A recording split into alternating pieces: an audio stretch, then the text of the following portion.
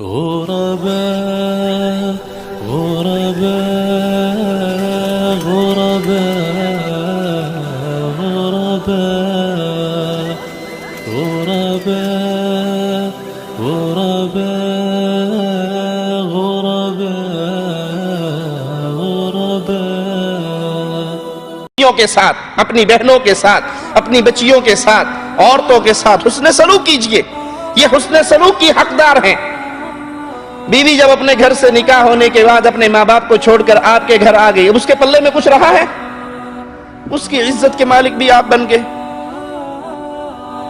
وہ تو اپنا سب کچھ ختم کر کے، اپنی کشتیاں جلا کے آپ کے گھر میں آئی ہے۔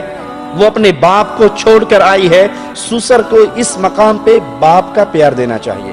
وہ اپنی ماں کو چھوڑ کر آئی ہے تو ساس کو اس موقع پہ ماں کا پیار دینا چاہیے۔ وہ اپنی بہنوں کو چھوڑ کر آئی ہے تو ننند کو اس موقع پہ بہن کا پیار دینا چاہیے۔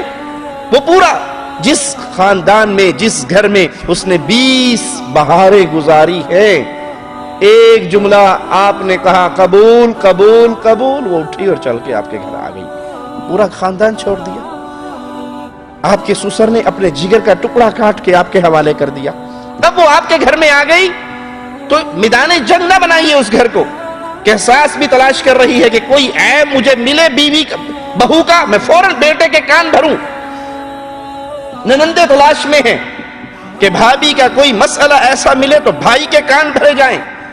یہ کان بھرنے کی بجائے اگر آپ پیار محبت کا انداز کریں گے تو اس گھر کو جنت نہیں بنا سکتے؟ جس گھر کو آپ نے جہنم بنا لیا ہے، جو گھر میں داخل ہو رہا ہے ہر کسی کے منہ پہ 12 بجے میں ساس ادھر ناراض بیٹھی ہے، ننند ادھر ناراض بیٹھی ہے، بیوی اندر رو رہی ہے، خامن سر کھجاتا ہوا صحن کے اندر چکر کاٹ رہا ہے، کروں کیا؟ ایک خامن اپنی قریبی عزیزہ سے کہتا ہے، 2 ٹوک اس نے لفظ کہے، میں اس کو شخصی طور پہ جانتا ہوں، کہا اگر بیوی کو راضی کرتا ہوں تو ماں ناراض ہوتی ہے، ماں کو راضی کرتا ہوں تو بیوی ناراض ہوتی ہے۔ تو یہ ماں اور بیوی، اس کو انڈیا پاکستان نہ بنائیے کہ یہ سیاسی جنگ ہے، یہ مارکا ہے، میدان ہے، یہ لڑائی ہے، یہ جھگڑا ہے، یہ 2 ملکوں کا فساد ہے۔ نہیں، وہ آپ کی بیٹی بن کے آئی ہے، وہ اپنے گھر کو چھوڑ کر آئی ہے، وہ اپنے خانوادے کو چھوڑ کر آئی ہے، وہ اپنے پیارے بھائیوں کو جن کے ساتھ وہ 20 سال کھیلی کھائی پی، ان کو چھوڑ کر آئی ہے، جس ماں باپ کے سائے میں وہ 20 سال رہی ہے ان کو چھوڑ کر آئی ہے۔ اس کی قربانی چھوٹی نہیں ہے، اس کی قربانی کا خیال کیجئے اور اس کو پیار دیجئے۔ جب آپ اسے پیار دیں گے تو وہ بھی آپ سے پیار والا معاملہ کرے گی، اور اگر آپ اس کو میدان جنگ اور محاذ جنگ بنا لو گے کہ اس کی کوئی چھوٹی سے چھوٹی غلطی پتہ لگے صحیح اور ہم فوراً اس کے خامن کے کان بھرے، تو آخر اس کے ہاں بھی تو شیطان موجود ہے جو اس کا دل بھی خراب کرے گا۔ تو یہ عورت ضعیف عورت ہے، یہ کمزور عورت ہے۔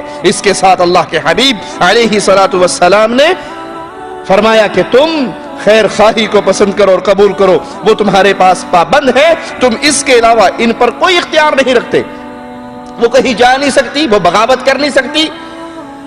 اکثر آپ نے دیکھا ہوگا گھروں کے اندر زبان درازی کا فتنہ بہت ہے، اکثر گھروں کے اندر کا یہ مسئلہ ہے، بیوی بڑی زبان دراز ہے، وہ بڑی بولتی ہے۔ جب اس کے ساتھ برا سلوک کرو گے وہ کچھ کر سکتی ہے؟ نہ وہ خاوند کو مار سکتی، نہ وہ ساس کو مار سکتی، نہ وہ ننندوں پہ ہاتھ اٹھا سکتی، پھر اس کے پاس کیا ہوتا ہے؟ زبان چلتی ہے۔ اس زبان کے زہر کو اگر روکنا ہے تو اس کے ساتھ اچھا سلوک کیجئے، پیار والا سلوک کیجئے۔ آپ اپنے مقابلے کے آدمی کو مارو گے تو وہ بھی آپ کو مارے گا، مقابلے کے آدمی کو مارو گے وہ بھی مارے گا۔ آپ کسی بچے کو مارو گے، بچہ آپ کو مار سکتا ہے؟ آپ سے کمزور ہے تو وہ کیا کرے گا؟ گالیاں دے گا۔ بچہ آپ جتنا مارتے رہو وہ اتنی گالیاں زیادہ دیتا رہے گا، کیونکہ وہ مار نہیں سکتا، وہ زبان چلا سکتا ہے۔ عورت آپ کے گھر میں کمزور ہے، وہ آپ کے تھپڑ کا مقابلے پر تھپڑ نہیں مار سکتی۔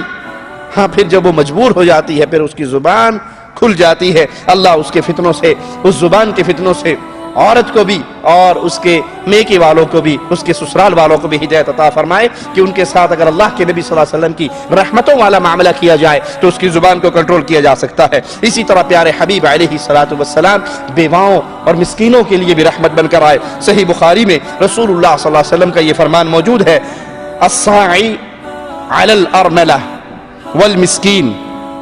پیارے حبیب علیہ السلام کا یہ فرمان سنیے گا، اس حدیث کو اپنے دلوں میں جگہ دیجئے گا۔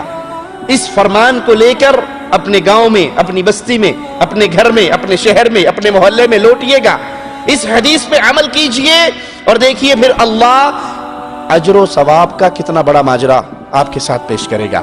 الساعی علی الارملہ والمسکین کالمجاہد فی سبیل اللہ۔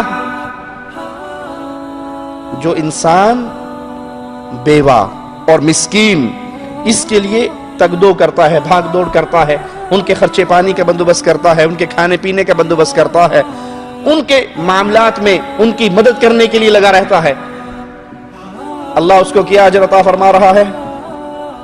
رسول اللہ فرما رہے ہیں وہ ایسے ہے جیسے اللہ کے راستے میں جہاد کرنے والا ہے۔